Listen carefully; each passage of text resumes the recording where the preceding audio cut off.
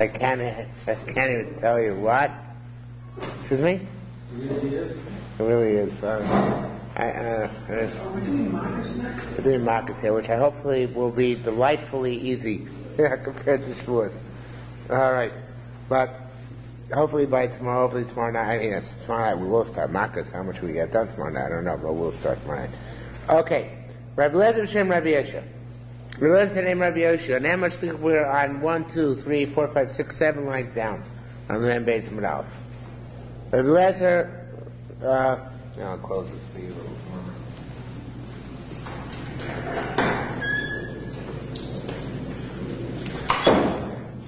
Rabbi Lezer said b'shem Rabbi Yeshua, "Ne'emar shlichus yah b'shem rechinam, and ne'emar shlichus yah b'shem resocha." This is all this is the Gemara actually in Bamitzia at the end of the third parak, which the Chidah added on, as I showed you last night. So Lezer name Rabbi Yeshua, "Ne'emar shlichus yah b'shem rechinam, and ne'emar shlichus yah b'shem resocha." It says shlichus yah that if a shomer casts his hands against the object he's given for safekeeping by shomer chinam and by shomer sochar, then he's liable. V'lo damya, however, there's no comparison between the shlichus yad shomer chinam, shlichus yad shomer sochar. They're not comparable. Adaf Mem Beis Amud Aleph for Reb Joel, we are 1, 2 with the dot 1, 2, 3, 4, 5, 6, 7, 8, 9, 10, 11 lines down. Okay? Yeah. For 83. The shomer, the watchman who casts his hand, meaning that he actually goes against the nature of his safeguarding, is liable for such activity, right? So we said that they're not comparable to shomer chinam and shomer sochar. Shlichus yad shomer chinam eno chayav ad sheyimsho. The shomer chinam is not liable until he actually physically pulls the object away from its present location to some other location. Which is mentioned by Shomer Sochar, the paid watchman is considered to be Sholech Yad, meaning to have gone against the grain of a shmir the moment he puts his stick or his knapsack upon the object. So even if he doesn't actually move it, he's liable for having damaged his shmira. Shomer Rabbi Yossi no roy, bar no roy. Rabbi Yossi bar no roy heard this Umar and he said, "Ani eni mekabel olayis adover zeh." I refuse to accept this. Elo echod zeh v'echod zeh ad she'eno chayav ad shimshoch. He's not liable until he pulls the object. Meaning even by shomer chinam, even by shomer sochar, is not considered to have damage gone against the grain of the terms of a shmira until such time as he actually pulls the object in some way, shape, or form, physically moves it from place to place, not just put stuff on top of it. So it says the Gemara, Rabbi Yam Shem Rabbi Lezer every time Rabbi Yeshua Kain, Rabbi Yami named Rabbi Lezer, Rabbi Yeshua also in their Brisa the following statement, Ilu, I think the word lo should be here. Ilu lo, I'll put it on my own accord. Ilu lo ne'emar shlichus yad b'shomer chinam, we're not to have said that when the shomer chinam cast his hand against the object under his jurisdiction, she'eino tzorech, we would know that, which is not necessary. In other words, it would be a superfluous statement. Ha'isi lo me minosi socha. I could have left a shomer socha. Manosi socha shechmir Torah lelav. It would have said if by a shomer socha, a paid watchman, where the Torah is more severe, and he's not liable until he actually pulls the object. Shomer chinam, the unpaid watchman, shekil b'Torah, Torah was more lenient vis-a-vis him, and the shloich chayav el achim is not logical. That he's not liable until such time as he pulls the object. So if that's the case, I would have extrapolated from shomer sochar to shomer chinam. Leizer davar ne'emar shlichus yad b'shomer chinam. So why is it mentioned specifically by shomer chinam in the concept of shlichus yad independently of casting one's hands against the object in safekeeping? She'eino tzarich, which as we said is not necessary. It must be to infer from that there are two levels. Now we have a similar case by a girl. It says v'yotzah chinam ein kesef, right? And we say v'yotzah chinam is yitzia the nairus, and the kesef is yitzia the bagus. One is that she goes out when she's 12, and the other to go out for 12 when she's 12 and a half. So we say neither term indicates either age, but if you have two different terms, they must indicate two different stages. And then we learned the gap between 12 and 12 and a half by a girl. So here too, if you have two statements that a Sholech Yad is liable, both by Shomer Chinam and Shomer Sochar, the Gemara says perforce since we're not learning one from the other, must be that there's a distinction in the level of liability, or how you become liable. And therefore, by Shomer Socher, you become liable much quicker. How could you become liable much quicker? Even if you just put your stick or your knapsack down on the safe-kept object. Whereas by Shomer Chinam, you're only liable if you actually pull the object towards you or some other location. That's how the Gemara is learning out. So there, we're by the dot 1, 2, 3, 4, 5, 6, 7, 8, 9, about 10 lines up from the Mishnah. Rabbi Yossi says, Im no. If you say that, Nim say so lamed ala melamed, you're to learn out halacha from Shomer Chinam on Shomer Socher, literally from the thing which is derived on the thing which is the source of your derivation. Lachmir love to be more machmir, the source of your derivation makes no sense. In other words, it's a logical inconsistency to say that because there's something written by Shomer Chinam, so therefore you go back and say Shomer Socher is more severe. That makes no sense. Shomer Socher should be the baseline, then Shomer Chinam should be something either more or less than that, but you shouldn't go back and change the baseline by Shomer Socher, because of what it says by Shomer Chinam. I'm not sure why not, but the Gemara feels that there's some avla in that. And so the Yochel Meimarle, because you could say, this is part of his reputation, say this, just say they're parallel. If the Noisei Socher with the Torah is more severe, or rather not parallel, so go say like this, say if the Noisei Socher, which is more severe, you're not liable until you pull it. Shomer Chinam, which is more lenient,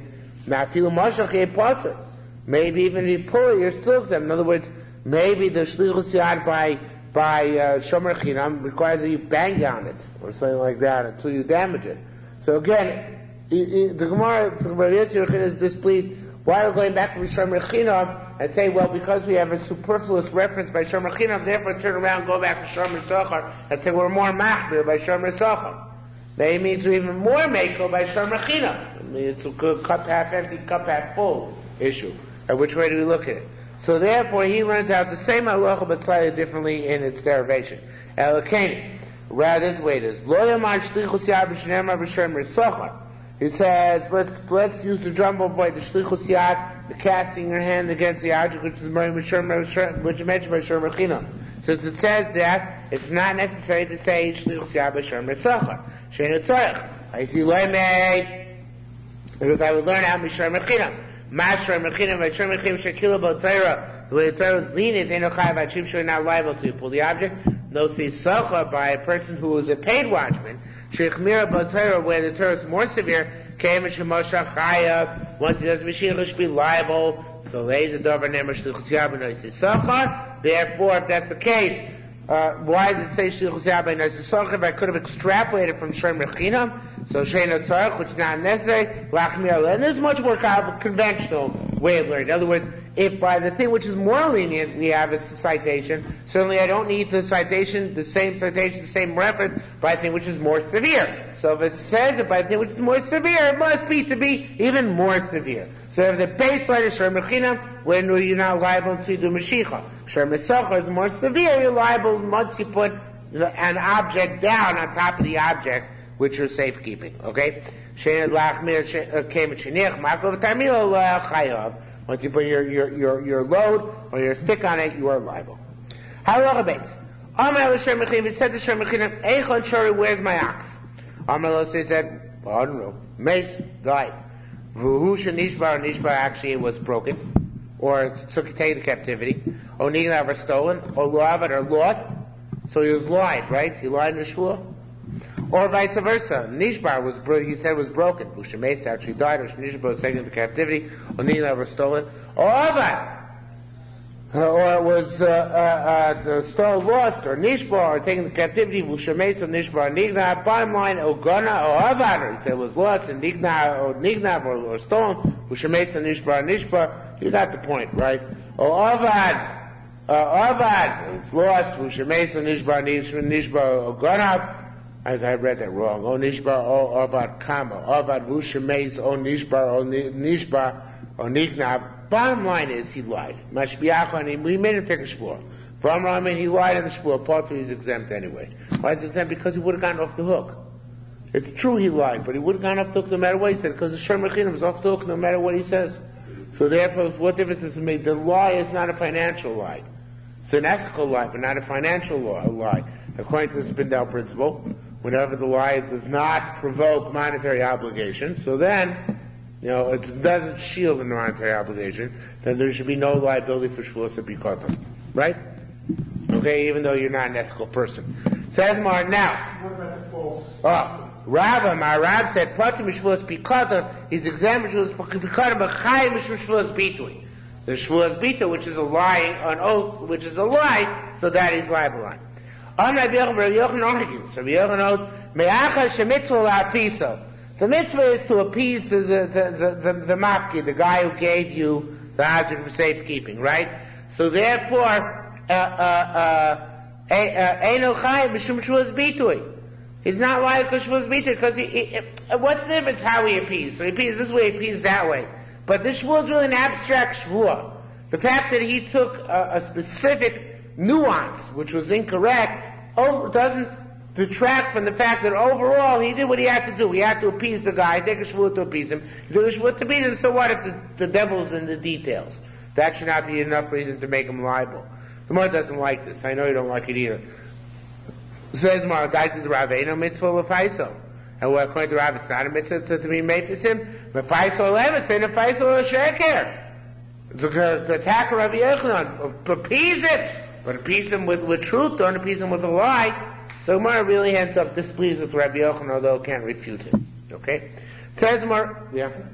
The fact that he said an oath in God's name, and that's not true. Don't be so frum. That's a frum kind issue. He'll burn in hell. Okay? Big deal. But right now we can't be Mechayim, mate. You'll get Malchus, no, let God take care of him. That's basically what it boils down to. Okay? Says the Gemara, Rabbi Yochanan asked, Shavuos Saita. Once we're off on a tangent. A Shavuos Saita. Saita takes a Shavuah that she was never an adulteress, right? And she lied. Now, this goes to pretty much saying this is obviously a case where she had a schus and that's why she survived. But somebody found out that she lied anyway, right? But she survived the ordeal, and then we found out she was mizana anyway. So, Ma'ushil Chayam Mishum Shavuos Bitui. Can we make her liable because she lied under oath? Right? Same type of a question. Not a Shavuos. It's not that she's going to die, but what about making her liable for Shavuos? So good. He's their husband. So what are we talking about? Im b'shigas aveira says, "Well, I understand. Manavshach. How can you ask your question? Im b'shigas aveira, if she committed aveira unknowingly, and didn't know that the shvua was forbidden, therefore, ain't got saita. It's not a saita because the saita is only a woman who intentionally was mizaneh, not unintentionally. If she knew it was also, I didn't realize she was being mizaneh because she thought it was her husband, so that's not considered to be a problem, right? So, and turning the page, if she's intentionally committed aveira, intentionally took a false oath, ain't got korban. There's no korban because Shavuos Bitui only takes place.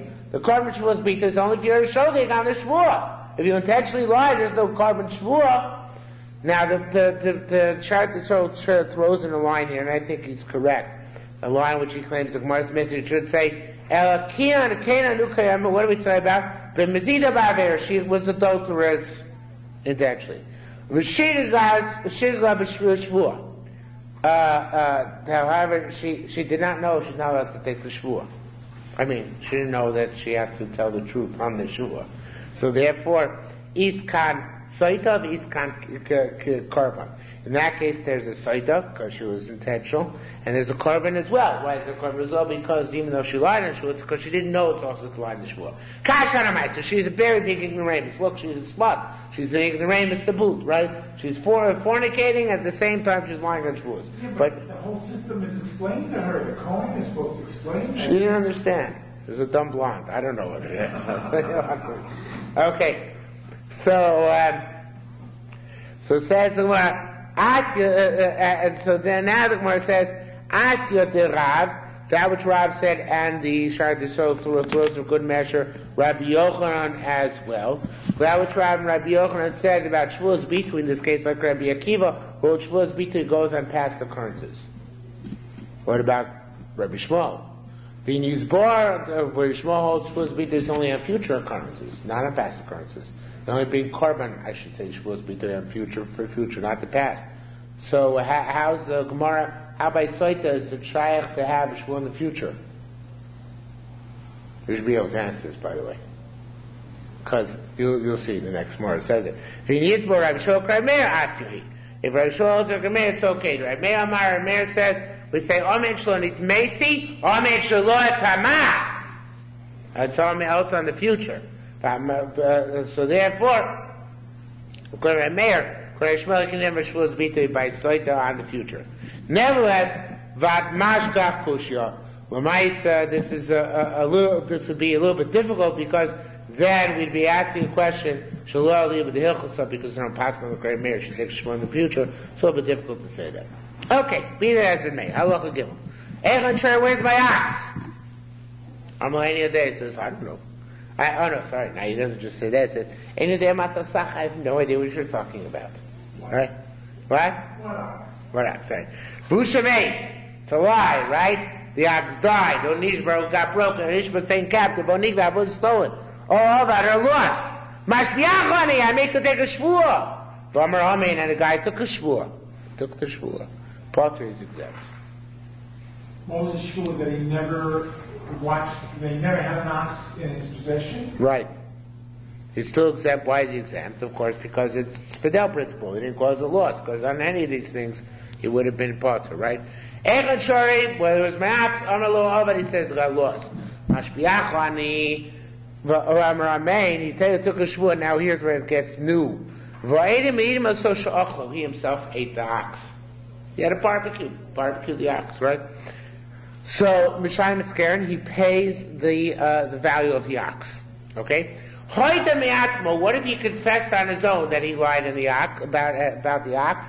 And then he pays the principal plus a chaymesh for the false oath plus an asham, which is a carbon for the false oath. Next case.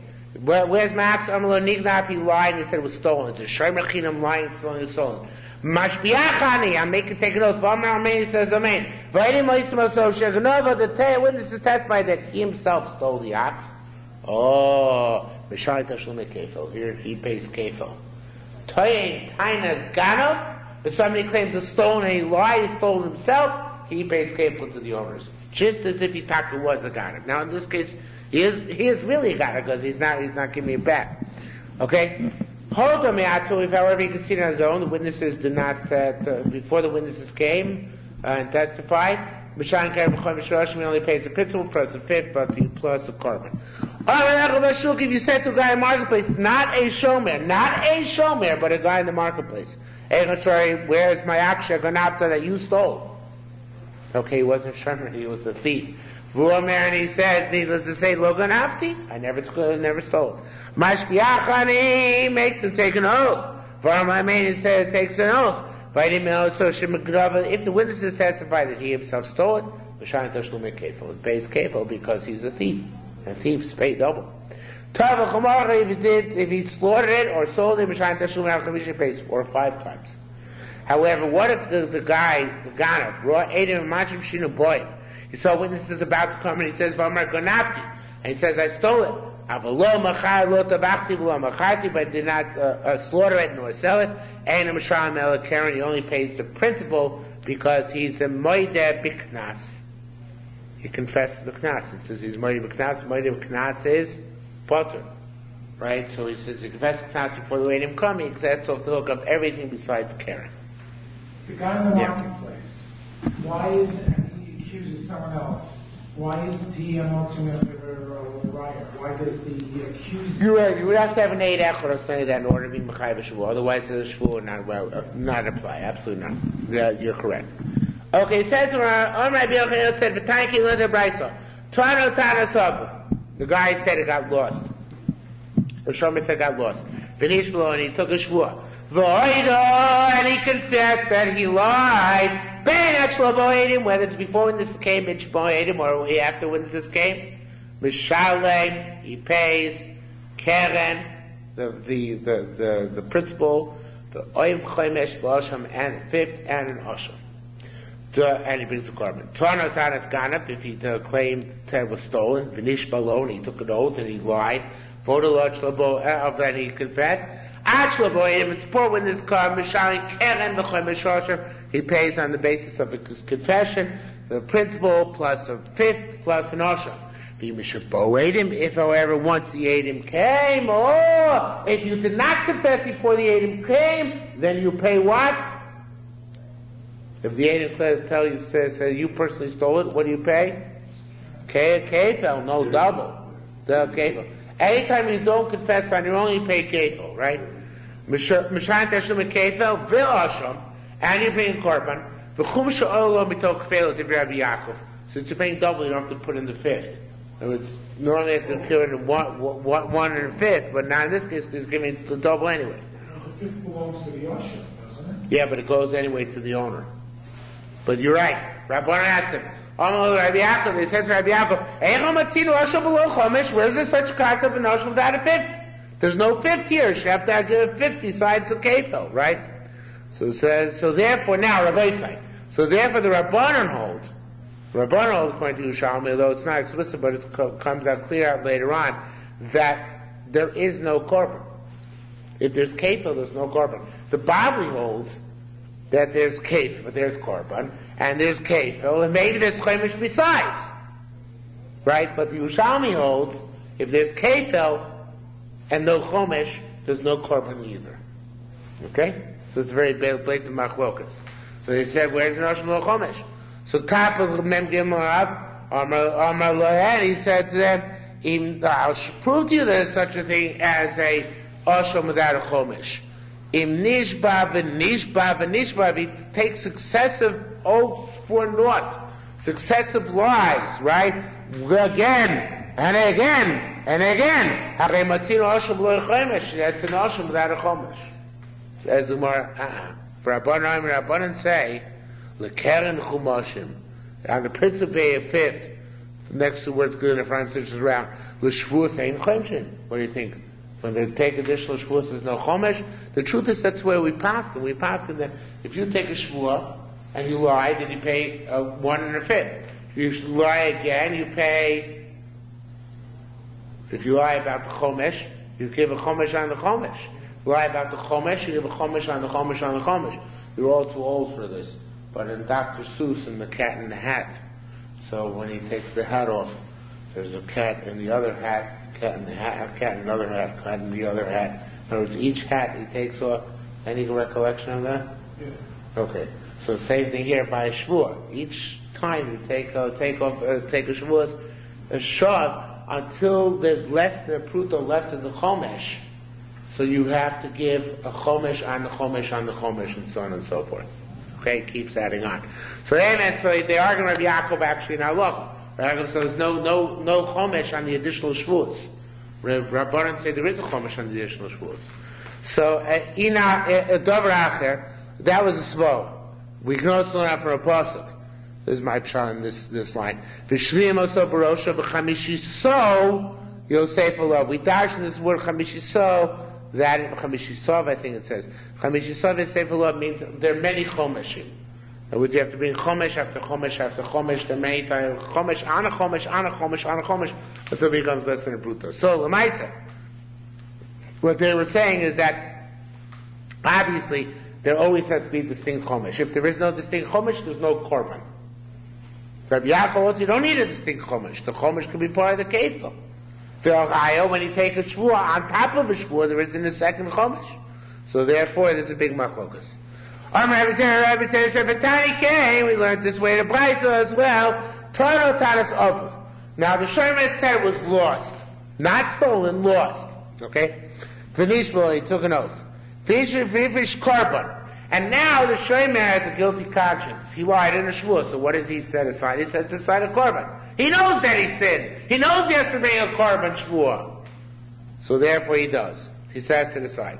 So now the Gemara says, Me'elu, which should be Me'acha. Since She'ilu Hoda Mishabo Eidim Kidesh, since if he had confessed after the witnesses come, the animal's Kadosh, Afkan Kidesh. So to hear the animal's Kadosh, even though he didn't yet concede his lie. Interesting. Which he didn't come to court and say, I lied. So Yai might have thought that when can you make an animal kodesh be a korban? When you confess in court that you lied in your shvur. No. Here, the moment he knows he lied, even if he had confessed that he lied, he's already shaykh to the korban, and he has to bring the korban shvur. Okay? Now, it's even bigger because this is quite a rabbanon. Because rabbanon hold it shaykh that you don't bring a korban at all, right? Even when you lie. Because they said before, if there's no chomesh, there's no korban. So here I might say that until the guy actually becomes chayav by coming to basin and confessing, there is no chiyuv korban. That's what it comes to tell us, though, that even if he sets it aside ahead of time precociously, it already is liable to the korban the schal from there. Okay, maybe it's not such a big chiddush, but that's what the Gemara means. Tana now, and the distinction to that, Tana Tana's ganov. The guy said it was stolen. And he lied about that. The nishba lo, frivish korban, and then he set aside a korban. Oh, in this case, me'achashi lohodim mishapo edim lo kiddush. Remember, Rabbis, according to Yerushalmi, according to Rabbanan, if they're mechayim kefel, because edim came and he had not yet confessed, so there is no korban. So what happens if he precociously set aside a korban, but he had confessed? That korban is not kodesh. Because that korban is contingent on what happens next. If Eidim come and are mechayiv and kefel, that korban doesn't take effect. So therefore, it's contingent on his own confessing before the Eidim come. Who says he's going to do that? So therefore, in this case, the korban does not actually become kodesh according to Rabbanan until such time as we see how things develop. Okay? According to Rabbi Yaakov, that's not true. Because according to Rabbi Yaakov, the kefel and the korban coexist. And therefore he's definitely going to be chayav a korban, so therefore what difference does it make when he set aside the korban? The korban will take effect no matter what. But according to Rabbanan, that if there's going to be kefil, there's no korban, so therefore the korban cannot take effect at this point, lest there be a situation where you chayav kefil instead of korban. Okay? So that's what Gemara says. Again, Tanatan is gonna be nishba lo, vivish korban me'achashi lohaida, mishaboidim, since if he confesses afterwards it's come lo kidesh, it doesn't become kadosh. Afkan so to you where he does it to preempt lo kidesh. Rabbi Yaakov, like Rabbi Yaakov, however, who says that there's a korban no matter what, even if chayav kefil there's a korban, so then the korban is kiddush. Again, according to the Bavli, Bavli basically passes Rabbi Yaakov, not quite the same thing. But the Bavli says no matter what there's a korban. The question is whether the kefil and the chomesh coincide, or whether you have to bring a separate chomesh besides the kefil. But unlike the Yerushalmi, the Bavli holds as a korban no matter what. According to Yerushalmi, according to Rabbanan, if there's kefil, there is no korban. Okay? So far so good? Says more further on Rabbi Yochanan said, Hatoyen is chaveru tanis ganim. Same thing, the Shomer says. Chaveru is the mafkid. The Shomer says to the mafkid, it was stolen. Mishayin tashlumi kefil, he pays double, right? What happens if he slaughtered or sold the animal? So in this case, everybody changes the girsa. Eino mishayin tashlumi arba l'chamisha. He doesn't pay 4 or 5 times. The Gemara is going to explain why. So it's normally, after you steal an animal, if you then toveach or then slaughter or steal it or sell it, you're chayav to pay 4 or 5. In other words, another 2 or 3 payments, but not here. Because 20 times ganav is not the same thing as a ganav. A 20 times ganav is chayav kefil, but it doesn't create the additional chiyur of the 4 or 5 times for tavach umachar. Now, of course, some people are going to be Taman, I mean, in Bava they say, M'shayin tashum erech hamisha. You do pay the extra 2 or 3 times. Rabbi Pudos, B'shem Rabbi Yeshua, Tani, he learned Tani Tamon, he learned the Bryce over there, Messiah Rabbi Yochanan, which is, helps Rabbi Yochanan. What's that? Aaron Shori. Well, actually, it's the Mishnah, next Mishnah. Now I'm going to list like the Shayat so changes the Girsa here. The Girsa has like this. Aaron Shori is max. Amalos, he says, Nignat. Now Shayat so basically, the way, I don't want to confuse it too much, but the Mishnah, what the Gemara is bringing down here in front of us, Tani Tamon, is Halacha Gimel. And it doesn't work out very well. The way Shayat so changes just by changing a few strategic words is to make it a proof from Halacha Daled, the next Halacha. Okay? So, I think it works out much better that way, so I'm going to go with what he does. So he says, next Mishnah says, Aaron Shari, where's my ox? On my low, he says, so again I'm changing the gifts instead of Avad to Niknav. The Shomer says it was stolen. Mashbiach make him take an oath. Varmar says, yes, I'll take an oath. Ve'im so an Eidim testifies, Sha'ochlo, he himself paid it. Ate it. So he must have slaughtered it, right? That's what I was going to say in a minute. So obviously, if he ate it, it's a chflumaganov. He doesn't eat doesn't eat Sinai best. He only eats chsidische shchita, right? This is the same Ganav you have in brachas when he goes into the Ganav apum machtarta rachmona karya. When he goes to burgle a house, he davens beforehand. Okay, the stone puts on its gartel too. Anyway, so this guy, of course, if he's going to eat it, he goes with tayvech at first. Why did he slaughter it first? Yet, what does it say here? So, it should be here according to Sharat, the soul's change, bringing life to the next Mishnah. Mishayim Esak Kefel! Not Karen. He pays double, but not Arba B'chamisha. And if you can see it on his own, Mishayim Karen, then there's no Kefel, because Kefel is only if Adam can testify against you. If you can see it on his own, he pays the principal, the fifth, and the Osha. Now says more the proof, the Yeshachil blows ficha. It says he ate it, right? The witnesses testified that he ate it. So obviously he slaughtered it. So if he slaughtered, what should he be liable to? 4 or 5. What does it say in this mission that he's chayav only? Kefil. So it's a riot for Rabbi Yochanan. That only an actual ganav who then slaughters or sells is chayav arba chamisha. But a to'ei tainas ganav, a shomer who claimed it was stolen, even though he pays kefil, he doesn't pay arba chamisha. That's what the Gemara wants to prove. Nishkin raya. It's not a proof. What do you think? This ganav messes up his own hands with doing the shchita? He gives it to somebody else to shech. So therefore he wasn't tavech mochen. Now duch tzachmir, I didn't even think about this when I was preparing, but duch tzachmir, I think in the Bible with the shchita, that chichum mechir is high even if you do it at Mishliach. Because I think the Yerushalmi Shavuos says, but not here, that if, just like mechir is like the after, right? Because you have to tell it to somebody. So to tzviach is high by the after as well. Right, if you're tovech via somebody else's agency. So the Yerushalmi is clearly not learning that. Clearly not learning that way. Yerushalmi is saying, in order to be chayiv, you have to be tovech in yourself. That's what the Gemara says. One of the exceptions. The Gemara says, if I recall correctly, the Gemara says supposed to be babakam. You recall such a thing? I don't. But I think I'm pretty sure it's the case. I'm pretty sure it's the case. Anyway. Be as it may. So, no, because he's on the slaughtered, and that's how he's put the Marachamisha. So, which one, what does tell us this? That Rabbi Yochanan, that we have a proof for Rabbi Yochanan. I'll give you a case. And this is the case, which we had in our Mishnah. Say to a guy, Bashuk. Okay, he's not a shoyman, right? A guy in the marketplace. Where's my ox? Because Shaganafta, which you stole. Bulmai says, Loganafta, I didn't steal. Mashbiachani, take an oath. Vamar Amen, he says Amen. So it says here Patur, but the Shaita so changes this to conform with our Mishnah. Vaedim, instead of word Patur, take it out. Just read you what he says. Vaedim idim ososha gnava. By the way, you can see this back in the Mishnah on Mem Beis and Beis. It's there. I'm just reading what's the fourth line before the end of the Mishnah. The witnesses testified that he himself stole it. He pays double. If the same witnesses testify,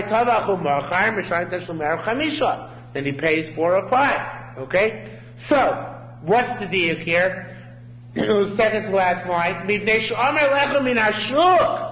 a very good deal for Rabbi Yochanan. Why are you liable to 4 or 5 in our Mishnah? Because explicitly we're taking about a case where you say to a guy from the marketplace, you actually stole it.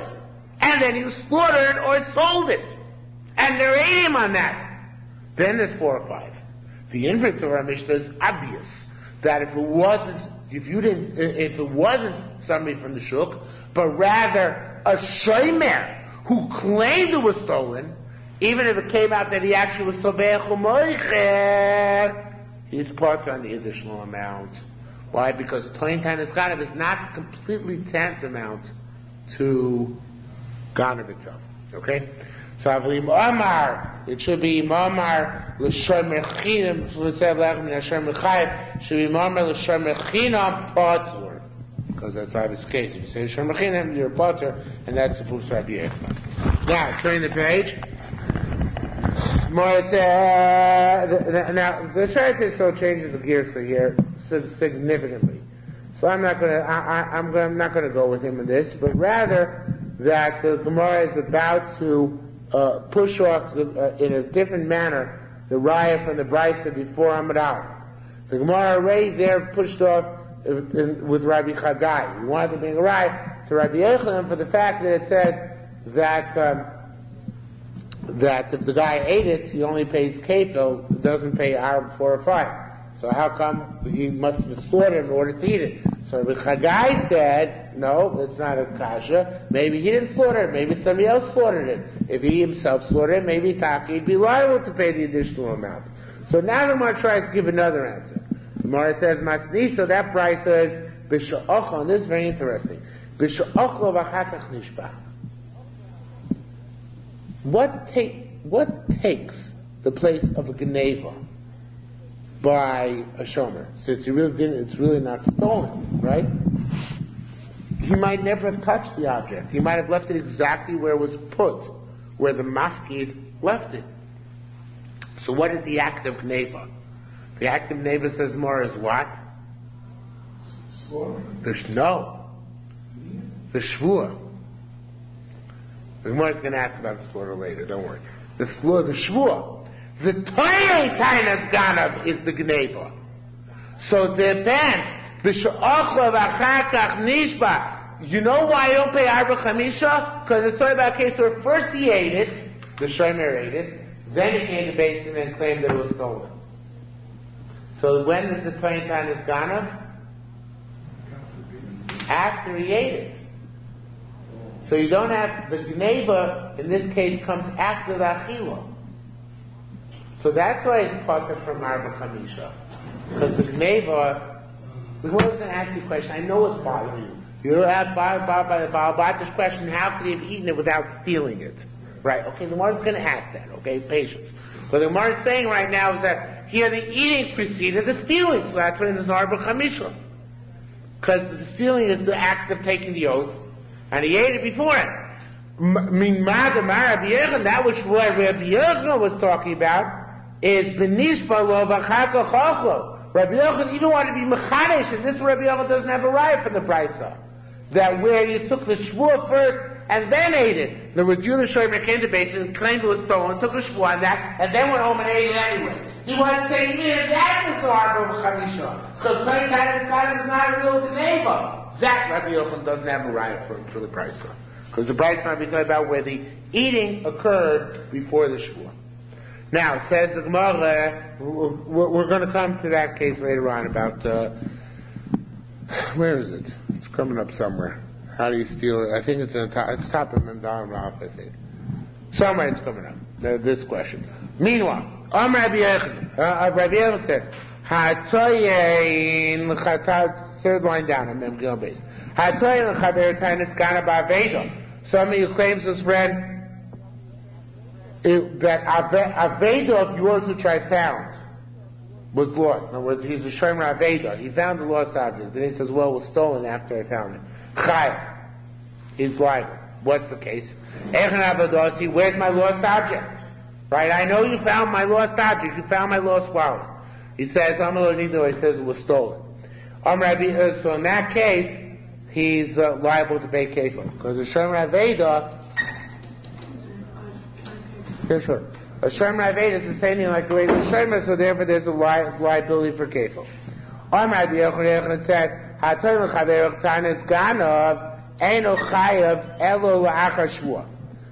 if somebody claims to his friend, now here, this rebuild really is similar to what we said a couple of minutes ago. If I claim to my friend that turning to Chaver Tanis Ganav, either Shomer time was stolen, I only become liable kefil after the shvuah. Because what's the act of Gneva? the act of Gneva is the Shavua. Okay? So that's what makes it liable for Kefil. My timer, why?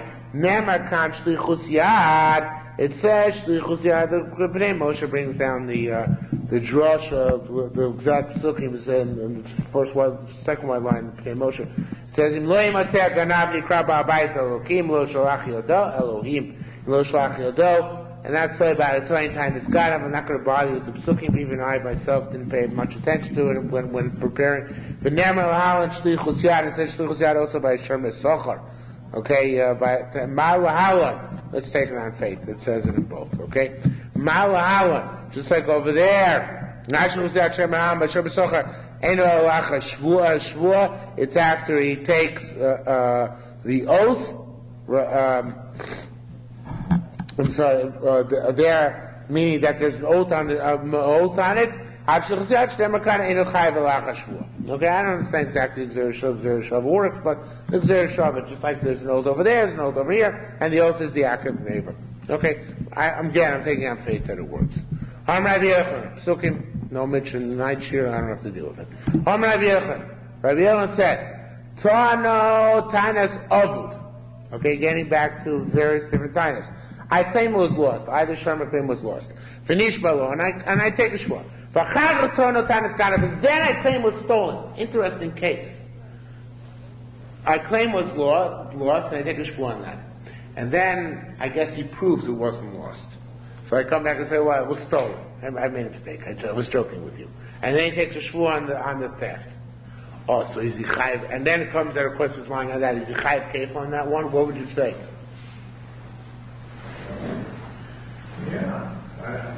Yeah? Say no. Yeah, it says potter. It says potter. Why is that? Because the second one, what kind of shvua is the second one, really? What kind of shvua is it? Well, it's a fault. Yeah, but the second one really becomes bitui. That's what that's what Vilna holds. The his first shvua was a bitui. No, it doesn't work that way. Yeah, that's what you neighbor, because you already used up your chiyuv, carbon your chiyuv of on the first shvua. Okay, now the Gemara will say it.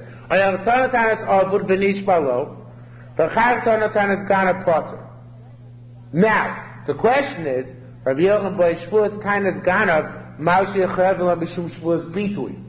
The second shvua, can you be liable because of bitui? Now, the truth is, I would love to learn it that way, and the Ritbaz learns that way, the emotional learns that way.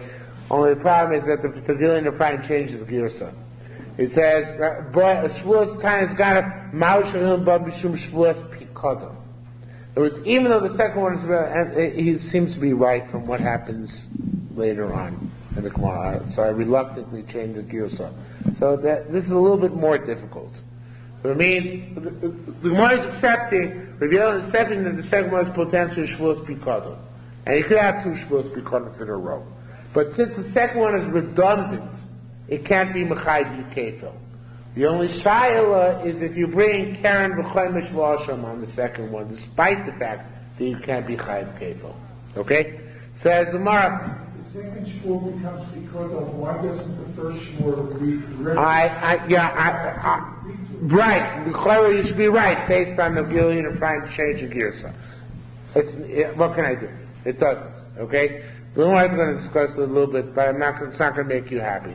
There's contradiction Rabbi Yochanan Shita. Taman Amar, how can you ask such a question?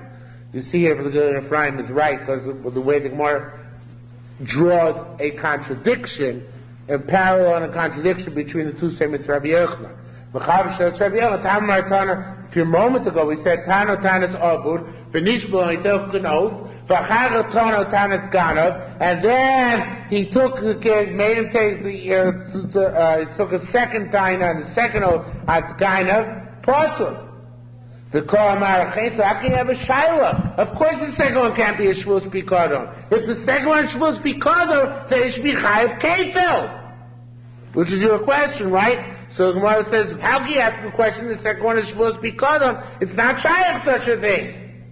Because then Marashal, the second one Shvuas Pikadon should be Chayiv Kefil. Let the first one be a Pitui, then the second one a Pikadon. So it says the Gemara, cop on answer. Here it's Pashtim, but over there he had difficult. Initially he had difficult, what the halacha is, and then he resolved it. So what you have to say is kind of like this. I'm thinking out loud as I say that initially he thought it's 2 Shavuos Bikonos in a row. But then he said, so he should be chayav Shavuos, the second one, because Shavuos Bikonos as well. And then, what's unspoken, I'm assuming, is that, on the other end, that's the case, let the first one be chayav Shavuos Bitui. So then he came to the conclusion, no, only the first one is Shavuos Bikonos. The second one, I don't know what it is. Either it's a Shavuos Bitui and he's liable for it, or it's not a Shavuos Bitui and he's only liable for the first one. Why not be a Shavuos Bitui? Because Rabbi Yochanan L'shitaso before. Rabbi Yochanan said, "Me'achar shemitzvah lapiso ein achai mishum Shavuos Bitui." That's what Rabbi Yochanan said at the beginning of the evening.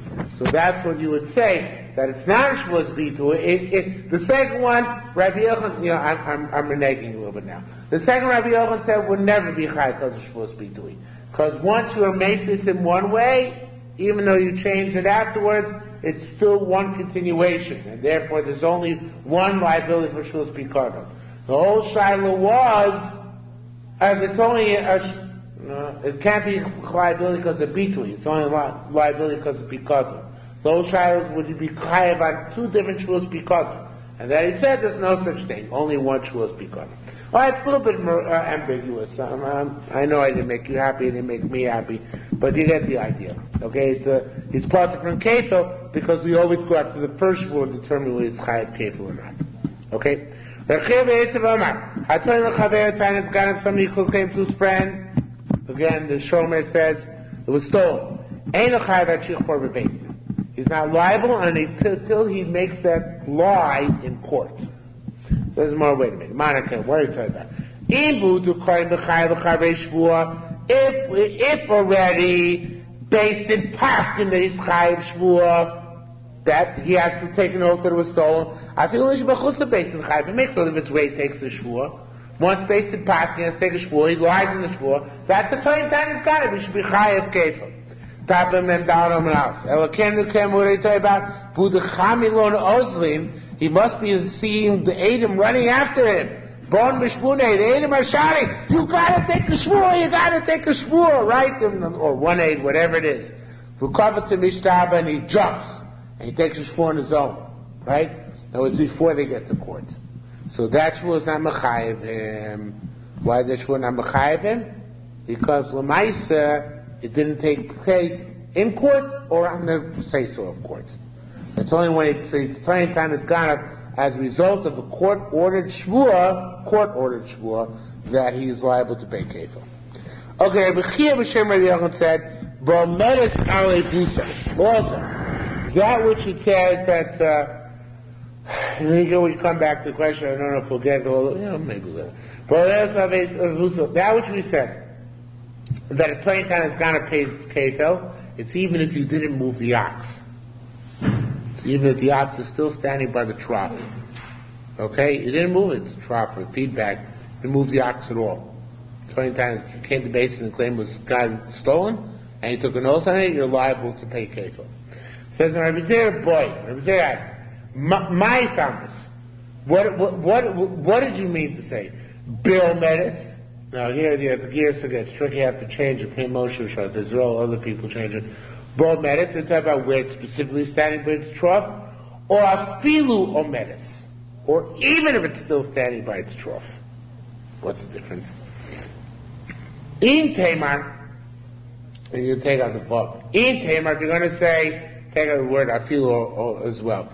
In Tamar omedes, if you're going to say it's dark where it's still standing, well then, that would mean that if you sholech yad, what happens if he moves the cow? What would happen if you move the cow? And then what's 20 times cow? If you're going to say that 20 times cow only works if the cow is still standing by the trough, that means that 20 times cow only is liable if he didn't do anything to actually be sholech yad b'kodom. But if you actually sholech yad b'kodom, that supersedes the 20 times cow and you be chayav only Karen and not Kefil. This is unfair. It's not logical. Because you'd figure he'd be more liable by being Sholech Yad and moving it. No, it's counterintuitive. Because only his Shavuos, which remember we said Rabbi Yochanan is a point of Gneva, will only, according to this opinion, take effect if he didn't do anything in the interim between the time he was a Shomer and the time he took the false oath. But if he did something in the interim, Shlichus Yad B'Pikara, that's not considered a din of Gneva, that's a din of Mazik. So then he only has at that point the status of paying Karen, and he ruins his chance of ever paying Kefil. Okay? That's in Tamar Omedes, right? That it's only when it's Omedes, then he hada, which literally means that's Rabbi Yochanan Shita, which we said before, that, and we're going to quote again, that's the Shavuos which makes you liable, and only the Shavuos. If you're going to say instead of Bill Medes, Afilu Omedes, that even if it stands, meaning that, and Koshkin, if you're Sholech Yad, and then took a false oath that you're liable. Oh, if that's the case, I have to go back and ask the Kasha, Rabbi Yochanan Shita, which we learned a few minutes ago. What am I going to do with Rabbi Yochanan said before? The thing you didn't like. Then Mechabashi tells Rabbi Yochanan, it's a contradiction to Rabbi Yochanan. Taman Amar, before he said, Tana Tanas Avud. If he claimed first it was lost, and took an oath and that Vanish below, Friedrich Korban set aside a Korban on that, and then he claimed Tanas, oh, this is a mistake, it should be Nignav, Potter, right? You said before, it's a Kavalt Yerushalmi Shavuos. If you're going to say that Afilu Omedes is Toyin Tanas Ganav Chayav Kefil, but also where you moved it, it's Toyin Tanas Ganav Chayav Kefil, so that means if you're Sholech Yad, and then Toyin Tanas Ganav, we ignore the Shlichus Yad, which is only Mazik, and we look at the last thing, which is Toyin Tanas Ganav, and make a Chayav Kefil, right? So you should say the same thing. On that my case, we had Ramad Beis. If a guy's Toyin Tanas Avud, even though that was the initial claim, let's supersede that. If later on he claimed Tanas Ganav, and go to the second Taina, and be Mechayev Kefil on the basis of that. Do you see the Gemara's Kasha? Right? If you're willing to skip stages and ignore the Shlichus Yad over here and look at the Toyin Tanas Ganav at the end and be Mechayev Kefil, so skip the stage of Toyin Tanas Avud and look at the end stage of Toyin Tanas Ganav and be Mechayev Kefil. So what's the contradiction? So Amar Rabbi Law said, everybody learns that the low here is no, but it's Pashta, it's wrong. Amar Rabbi Law said, Shani. Interesting. This is really Rabbi Yochanan's Shita, which we learned at the beginning of the evening. Shani hi sheyotze viduyo b'shvua. Shvua and shvua are the same thing. Just like Rabbi Yochanan said, it was Mefaisa with one shvua, Mefaisa with the other shvua, it's still the same shvua. So that's what it means. You can't skip a shvua and go to the next shvua. The shvuas avod is not then superseded by the shvuas nignav afterwards. So that shvua stands, it's an obstacle which you cannot cross, and therefore there's no way to be chayav kefil. Because he was already, say his vidui, right? He already made a statement. And it's like ein dibur mevatel dibur, right? Your second statement doesn't come to skip over your first statement, and therefore you can't become chayav kefil. That kind of case where the first thing was not with a shvua, it wasn't a vidu, he didn't say anything. It's like silence. He was sholech yad, but he didn't say anything. He didn't come to court yet. Then that can be glossed over, and when he comes to court and lies in the shvua, that becomes the Toyin Tanas Ganav. Okay? It's an interesting svar. Okay? Shani yishi kiyotze viduya b'shvua. So what's his yoyte his vidui? His vidui to the mafkin, to the owner. With the first shvua, so the second shvua is meaningless, and therefore the second shvua can't supersede the first one. But here it's different. Here it's different. The shlichus yad can be superseded by the Toyin Tanas Ganav. So the Gemara is inclined to say that Toyin Tanas Ganav is whether it's a medis halavus, whether it's stationary, or whether it has been moved. When you come to basically make the false oath about it was stolen, then you're chayav kefil. Okay? Says Makasha Daited Rabbi Zera. We have difficulty with Rabbi Zera's issue about the medis halavus. Amaloi, contrary, he said to a guy, where's my ox? Amaloi, he said, Nignav, it was stolen, Ashbiach, and he makes him take an oath of Amar Ome. And he says, yes, he takes an oath, right? So he saw this to 20 times kind of. Ve'edim edim also. Now here's the chai. The edim testifies, here's a shagnova, but it's obviously a mistake. It should be she'ochlo, the Shai so changed to ochlo. V'shai tashlumi ketel. He pays double, but not arbor v'chamisha. Hoda me'atzmo, if he confesses on his own, Mishayin Karen v'chomesh v'osham. He pays Karen chomesh v'osham, because obviously he didn't aid him when Mechayiv. But here, hey, says the Gemara, wait a second. Here, he had to move it. Same question we had before. He had to move it because he slaughtered it, right? So if you're going to say, according to Abizelos, Havamina, that once you sholeach yad, you can't be chayav tanis ganav afterwards, that shlichus yad makes you a mazik. And then the shvuah afterwards cannot make you a ganav once you were a mazik. So here, once he moved it to order to slaughter it, he was sholeach yad, right? So therefore later on, when he comes to base and says, Gan nignav, how can we chayav kefil?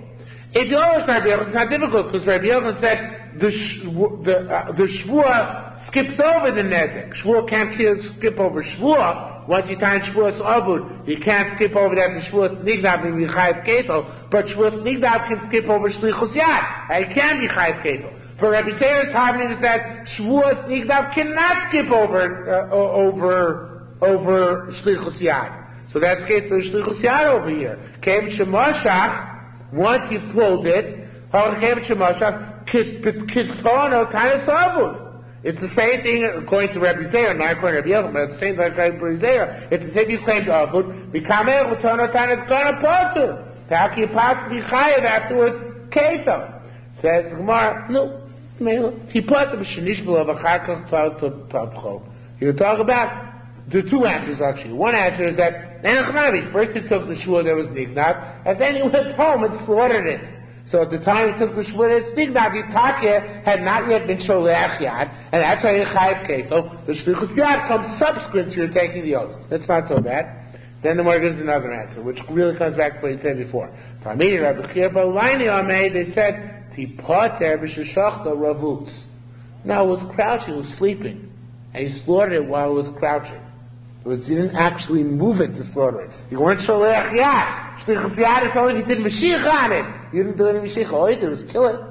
Killing is not stealing, right? So that's why it's not considered to be shlichus yad. Says the Gemara, wait a minute, that sounds fishy to me. V'yesh tevicha, is there tevicha below, it should be below gneva. Is there tevicha without stealing? I mean, isn't that in of itself a shlichus yad? Ein shlichus yad kodem mizuda, he slaughtered his animal. Says no, there's such a thing. There is such a thing. There's tvicha mechira without gneva.